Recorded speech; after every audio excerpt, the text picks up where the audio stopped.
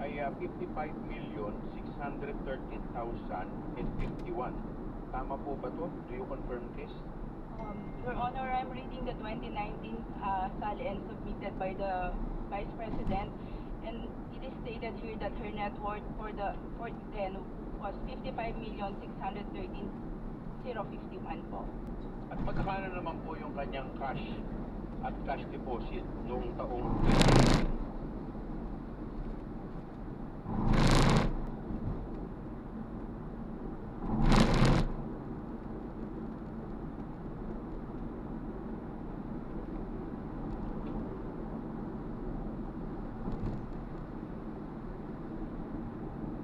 Your Honor, based po dito sa submission niyo ng 2019 SALN, wala po nakadeclare na cash on hand. Wala po, walang cash or cash deposit na diniklara. 2019. Tignan po ninyo na maigi.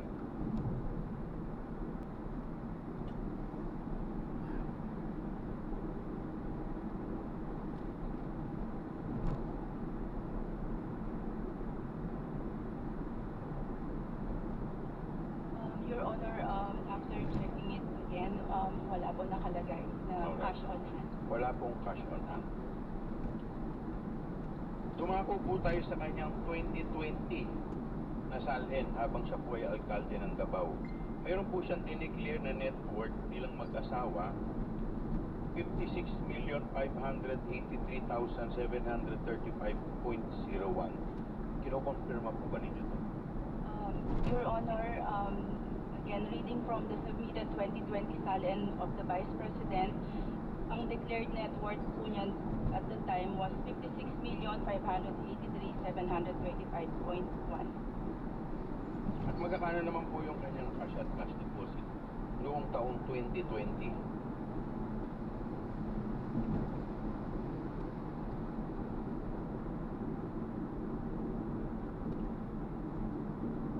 Your Honor, based on this 2020 SALN, wala pong nakadeclare na cash on hand or cash deposit. Ang Vice Wala rin President. pong cash tsaka cash deposit. Yes, Your Honor. Okay. Double check po ninyo.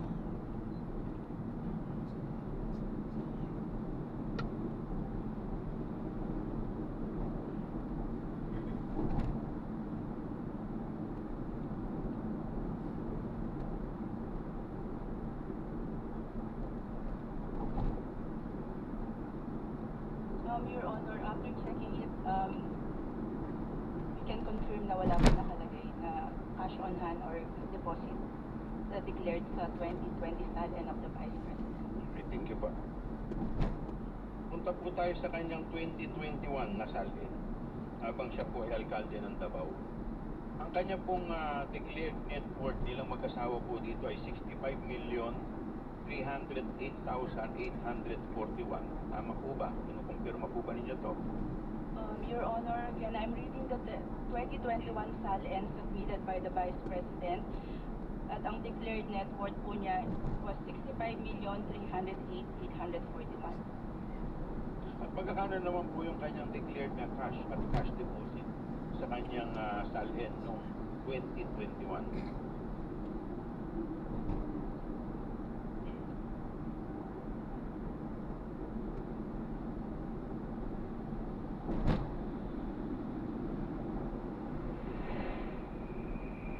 Your Honor, based on the 2021 submitted SALN of the Vice President, wala pong declared cash on hand or bank deposit. So, 3 taon na po na wala siyang declared. 19, 20, 21. Tama po ba? Based on the submitted SALN, Your Honor. Okay, thank you. Dumako naman po tayo sa kanyang 2022 na SALN habang siya po ay Vice President. Ang kanya pong declared net worth bilang mag-asawa ay 71,058,841. Tama po ba? Do you confirm this? Your Honor, again, I'm reading the 2022 SALN submitted by the Vice President at ang kanyang declared net worth for that year was 71,558,841. At magkano po yung kanyang declared na cash at cash deposit noong taong 2022?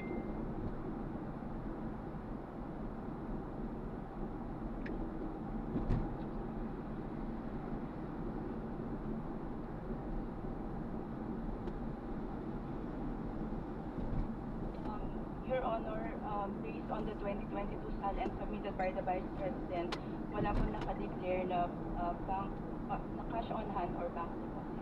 Isiguraduhin po ninyo, baka namamalikmata lang po kayo. Give us a few seconds, Your Honor.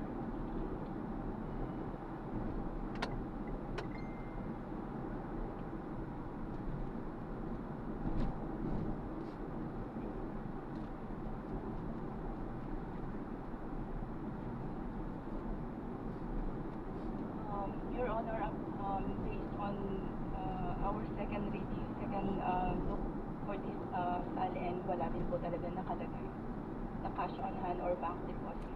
Okay, so pupunta po tayo sa 2023. Dito po, meron pong sa kanyang SALN, meron po siyang declared net worth, ilang mag-asawa, no? 77,508,841. Do you confirm this?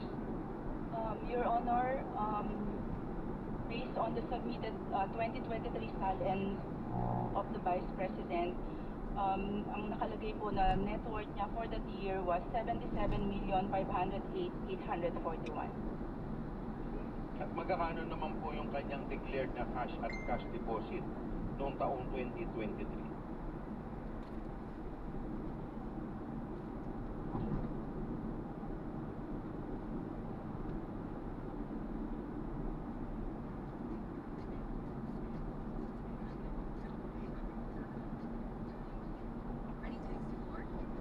Your Honor, based on the 2023 SALN submission by the Vice President, wala pong nakalagay na cash on hand or bank deposit declared. So sa 2023 wala pa rin po. Wala po, Your Honor. So punta na po tayo sa kanyang declared SALN for the year 2024. Ang sabi po dito, meron po isang declared net worth na 88,512,370.22. Tama po ba to? Your Honor, based on the 2024 SALN submitted by the Vice President, the declared net worth then was 88,412,370.20. At magkano po yung kanyang cash deposit? Declared cash at saka cash deposit noong taong 2024. Their second career plan with Dave BJ. So we don't really like it into this crap. Who's going right for it? You know, this guy right here told me keep shooting. Think he making it bad?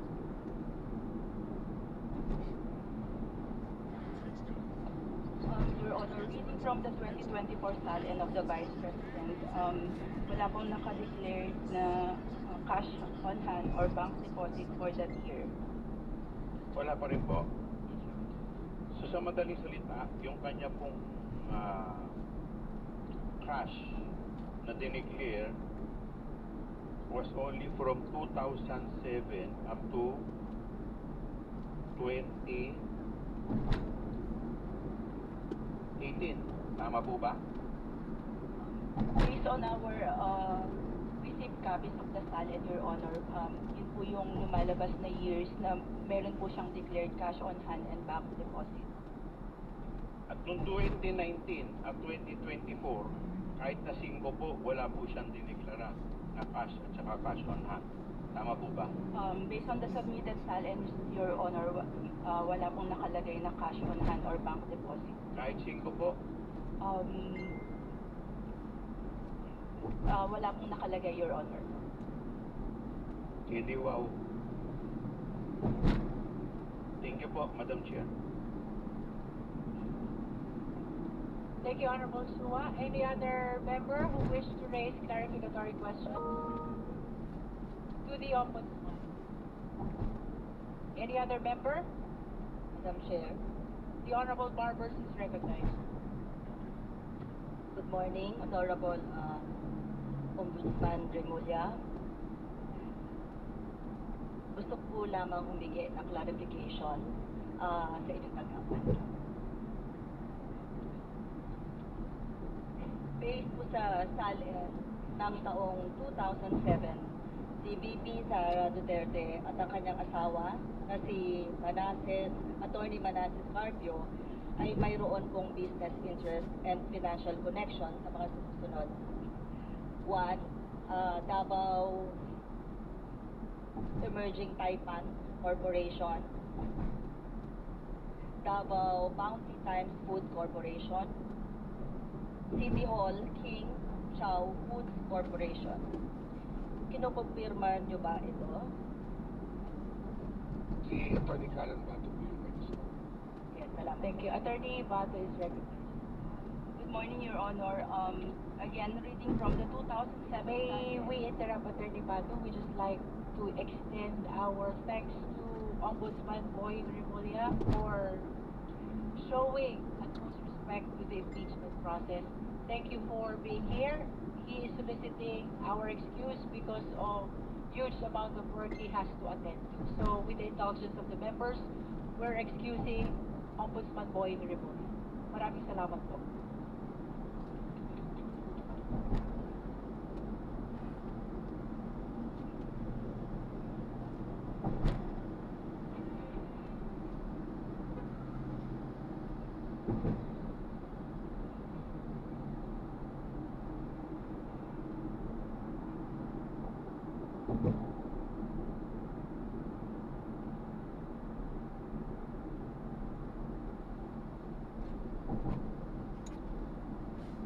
Sonny, niega the treasurer. We did not suspend. So, may we request Attorney Batu to address the questions of the Honorable Barbers. Good morning, Your Honor. Again, reading from the 2007 SALN submitted by the Vice President, the business interest and financial connections declared then was the Davao Emerging Taipan Corporation, Davao Bounty Times Food Corporation, and City Hall King Chow Foods Corporation. May we flash the concerned Salem? What year is this, Honorable Barbers? Now, 2008. Okay. Now 2008. The focus is on the list of companies. Okay.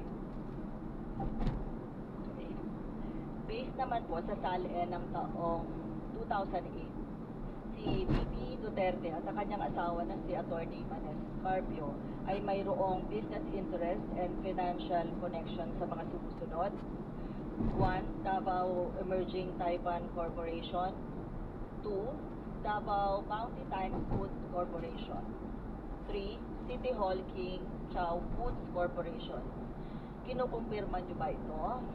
Your Honor, reading from the 2008 submitted SALN of the Vice President, ang mga financial connections and business interests declared therein were Davao Emerging Taipan Corporation, Davao Bounty Times Food Corporation, and City Hall King Chow Foods Corporation. Salamat po.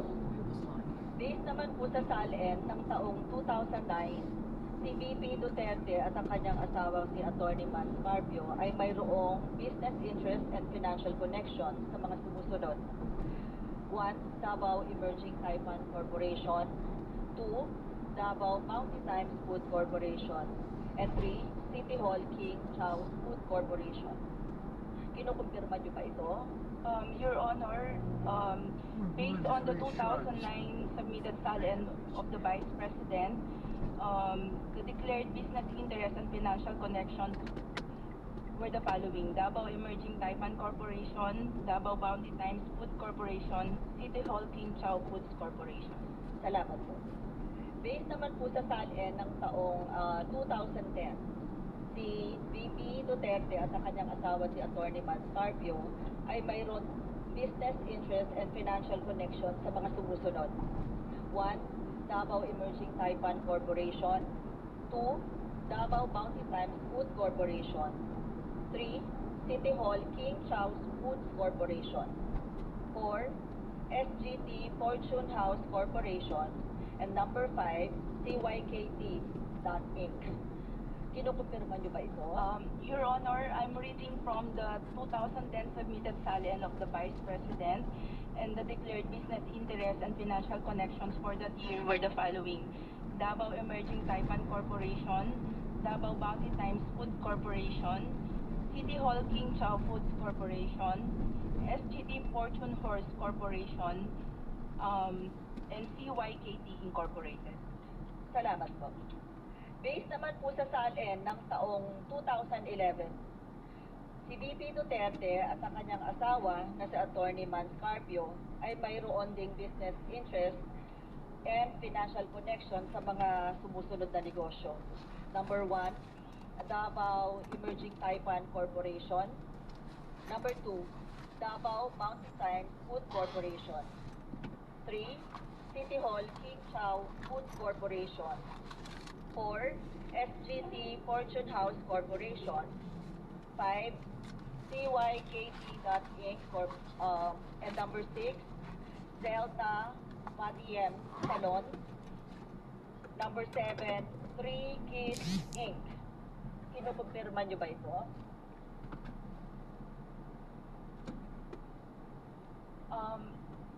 Based on the 2011 SALN submitted by the Vice President, Your Honor, the following were the declared business interests and financial connections.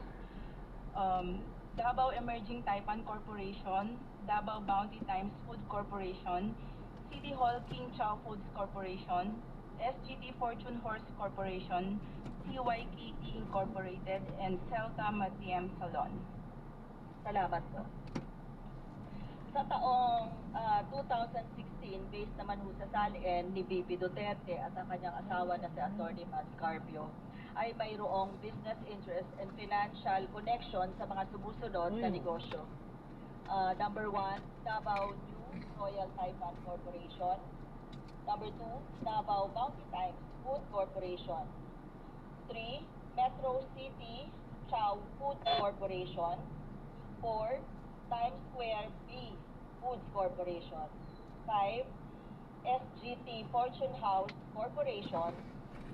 6, CYKT Inc. 7, 3 Kids Inc. Tracking Services Inc. And number 8, Wala, no? Delta Paano na lang po, ma'am? Ito. Salon. Tama po ba? Your Honor, I'm reading from the 2016 submitted SALN of the Vice President and the declared business interest and financial connections for that year were Ano the po? following: Davao New Royal Taipan Corporation, Hindi, 500 na lang po. Bounty Time Food Corporation, Metro City Chow Food Corporation, Times Square Beef Food Corporation, SCT Fortune Horse Corporation, CYKT Inc., 200. Ricketts Inc. Traffic Services, Ha? and Celta Matiem Salon. Ala, naubusan na ako. 264 ba? Nagbayad na ako dun ah.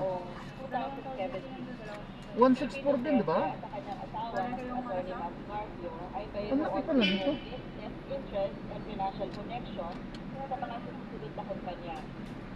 1, Davao New Royal Taipan Corporation. 2, Okay na po? Davao Mountain Time Food Corporation. 3, Metro City Chow Food Corporation.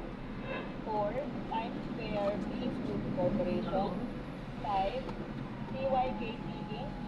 And 6, How much is the Tapang at 2 Malasakit 164 plus Alliance for the 264. It's, 160. Tama po ba? no, it's 428 all in all. Your Honor, again, I'm reading from the 2017 SALN submitted by the Vice Can you President. give me the Ito po yung receipt kanyang of mga the declared fee? business interest and No, financial connections. they will send you Davao New Royal through Taipan email. Corp., All receipts Davao Bounty will Times be Food sent to your email. Corporation, Metro City Chow After Food I will, Corp., Times Square Beef after Food the Corp., trip will be CYKT, completed, then the receipt will Tapang at automatically send to your Malasakit email. Alliance Yeah, I know. I see the small paper they give it to Maraming you. salamat po. No, no, that is mine. That is my personal.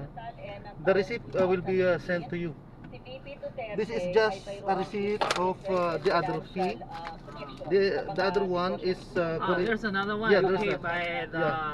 One, No. Davao Yeah, New you Royal already Taipan collected that Corp. one for me. So there are 2 sections. Yes, yes. 164 plus 264 this one. 3, Times Square B Food Corporation. And 4, Tapang at Malasakit Alliance for the Philippines Inc. Kinukumpirma niyo po ba ito? Your Honor, Base po dito sa sinumiting SALN ng ating Vice Presidente noong 2018, ang kanyang mga diniklarang business interest and financial connection ay ang Davao New Royal Taipan Corp., Metro City Chow Foods Corp., Times Square B Foods Corp., Tapang at Malasakit Alliance for the Philippines Inc. Salamat po. Based naman po sa SALN ng taong 2019, si VP Duterte ay mayroong business interest and financial connection sa mga sumusunod na kumpanya. 1. Davao New Royal Taipan Corporation. 2. Metro City Chow Foods Corporation. 3. Times Square B Foods Corporation. And 4. Tapang at Malasakit Alliance for the Philippines Inc. Ito po ba ay kinukumpirma ninyo? Your Honor, based on the 2019 submitted SALN of the Vice President, here are the business interests and financial connections declared for that year. Davao New Royal Taipan Corporation, Metro City Chow Foods Corporation, Times Square B Foods Corporation, Tapang at Malasakit Alliance for the Philippines Inc. Salamat po. Punta naman po tayo sa taong 2020. Si VP Duterte ay mayroong business interest and financial connection sa mga sumusunod na kumpanya. 1. Davao New Royal Taipan Corporation. 2. Metro City Chow Foods Corporation. 3. Times Square B Foods Corporation. And 4. Tapang at Malasakit Alliance for the Philippines. Your Honor, based on the 2020 submitted SALN of the Vice President, the following are the declared business interests and financial connections. Davao New Royal Taipan Corp., Metro City Chow Foods Corp., Times Square B Foods Corp., Tapang at Malasakit Alliance for the Philippines Inc. Dito naman po tayo sa SALN niya sa taong 2021. Si VP Duterte at ang kanyang asawa na si Attorney Man Carpio ay mayroon pong business interest and financial connection sa mga sumusunod na mga kumpanya. 1. Davao New Royal Taipan Corporation. 2. Metro City Chow Foods Corporation. 3. Times Square B Foods Corporation. 4. Tapang at Malasakit Alliance for the Philippines Inc. 5. Carpio Duterte Lawyers. 6. Kale 88 Foods Corporation. 7. 888 Bistro. And number 8, Mandayaw Fisheries Inc. May we just request for a confirmation? No need to read again. Okay. Your Honor, we can confirm from the submitted SALN of the Vice President for the 2021 that those mentioned by the Honorable Congresswoman were the declared business interests and financial connections for the 2021. Okay, salamat po. Bali, 8 po yun, ano? Based naman po sa SALN ni VP Duterte noong taong 2022 at ng kanyang asawa na si Attorney Man Carpio ay mayroon din pong business interest and financial connection silang mag-asawa sa mga sumusunod na kumpanya. 1. Davao New Royal Taipan Corporation. 2. Metro City Chow Foods Corporation. 3. Times Square B Foods Corporation. 4. Tapang at Malasakit Alliance for the Philippines Inc. 5. Carpio Duterte Lawyers. 6. Kale 88 Foods Corporation. 7. 888 Bistro. And number 8, Mandayaw Fisheries Inc. Bali, 8 po. Your Honor, based on the 2022 SALN of the Vice President, we can confirm that those you mentioned were those business interests and financial connections declared therein. Salamat po.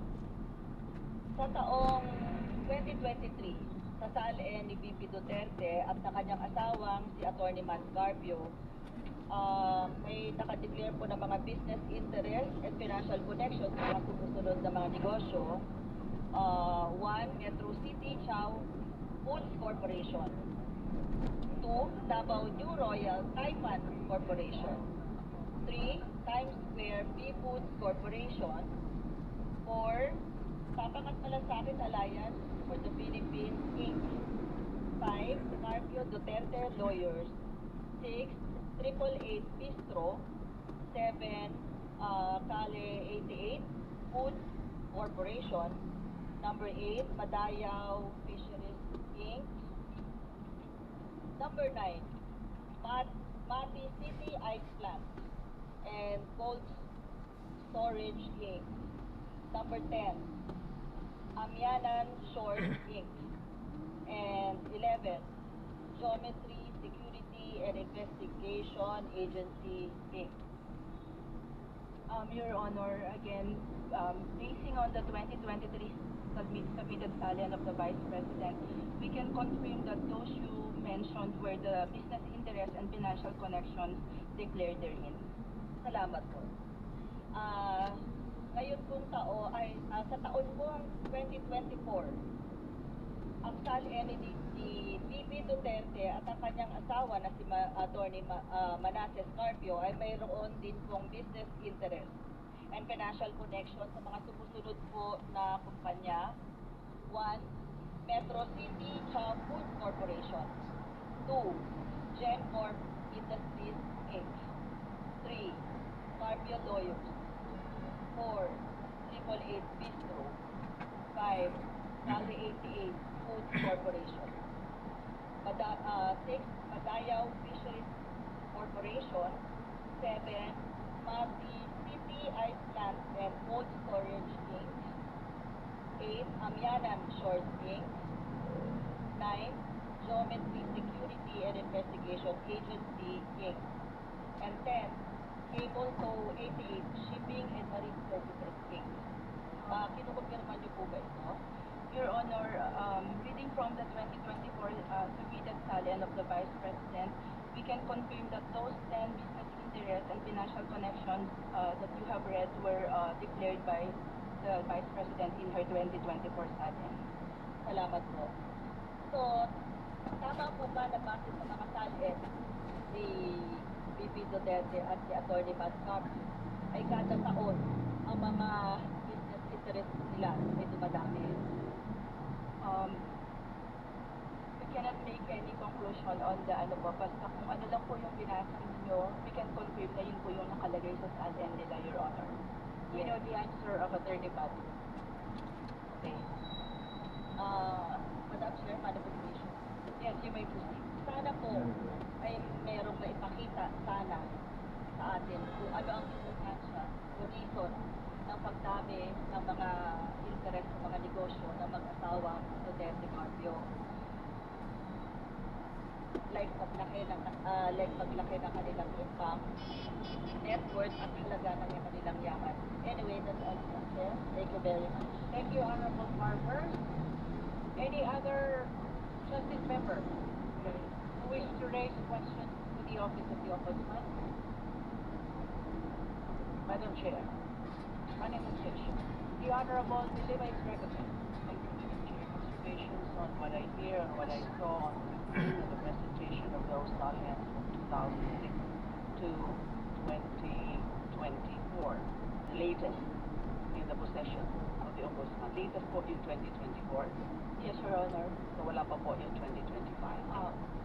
We have not received the submission of the 2025 For salary of the Vice 2025. So President. the latest is 2024. Yes, Your Tatlong observation po.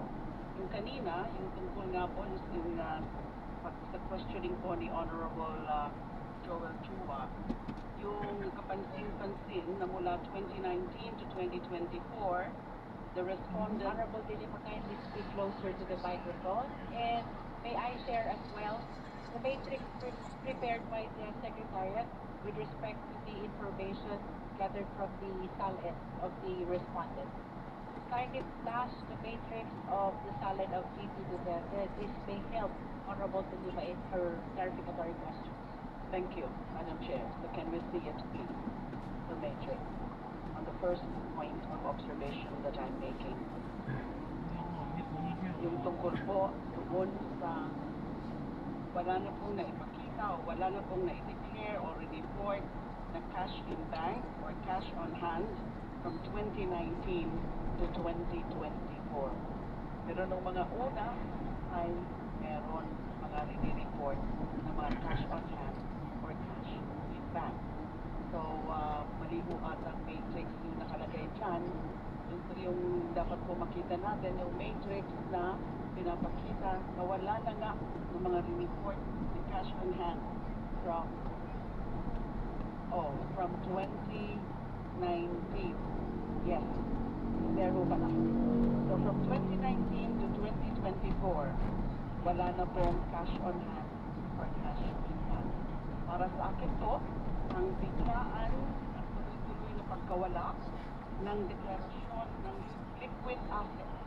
Because cash on hand and cash in bank ay liquid asset. Sa kabila ng dati, meron naman na mga halaga ng mga cash on hand, cash in bank ay nagdudulot ng pagdududa sa kabastuhan at kabuuan ng subsidy sa ating Sara. Second point of observation, Madam Chair, tungkol naman po sa liability. Nakita rin po natin na as to liabilities, VP Sara declared 6,954,454 in 2016. Nandyan mo ba yan? Yung liabilities? 2016. 6,954,454. At 2017 naman, liabilities of 6,313,188 in 2017 and 6,119,113 in 2018. At sa 2019 naman po ay 3,460,790 and 2,490,105.90 in 2020. Kapansin-pansin po na 2021, sabi ng kanyang asawa na si Vanessa Scarpio, nagre-reflect po ba yan dyan? Na tanging ng kanyang asawa na si Vanessa Scarpio ang may dineklarang mga liabilities at wala nang inipulat na utang o liability ni VP. Mako-confirm mo ba yan? Your Honor, I'm reading from the 2021 SALN submitted by the Vice President, and it is stated there that the liabilities was a personal loan from various creditors po by Attorney Manasseh Scarpio. Yes. How about on the part of VP Sara herself? Meron pa po ba ng mga report na liabilities in 20, beginning in 2021? Meron po ba report na liabilities? Let me check, Your Honor, with regard to the 2022 SALN of the Vice President.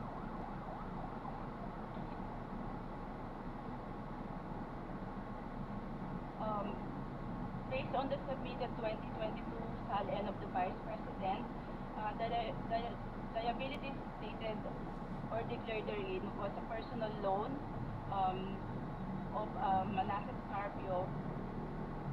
That's all, Your Honor, for the 2022. Manasseh Scarpio, about 2022. So no VP, no Sara Duterte. For the 2023 SALN, Your Honor, based on the submitted SALN by the Vice President, the liabilities declared therein was a personal loan of Manasseh Scarpio. Again, of Manasseh Scarpio and not Sara Duterte. 2024, please.